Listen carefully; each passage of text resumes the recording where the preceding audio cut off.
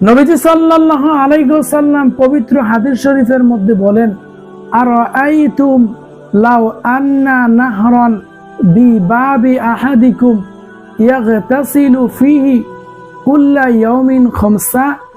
আল্লাহর হাবিব সাল্লাল্লাহু আলাইহি ওয়াসাল্লাম বলেন, হে আমার সাহাবায়ে কেরামগণ, তোমাদের বাড়ির পাশে যদি একটি নদী থাকে আর ওই নদীর মধ্যে যদি তোমরা দৈনিক 5 বার গোসল করো, হাল ইউবকা মিন দারানিহি শাইউন, তোমরা আমাকে বলো তোমাদের শরীরের মধ্যে কি কোনো ময়লা থাকবে?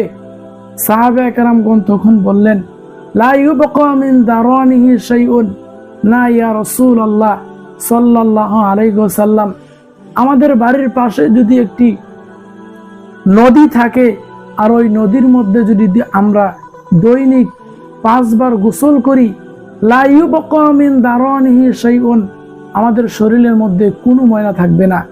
তখন নবীজি সাল্লাল্লাহু আলাইহি ওয়াসাল্লাম বললেন, ফাযালিকা মাসালুস সালাওয়াতিল খামস ইয়ামহুল্লাহু বিহিন্নাল খাতায়া।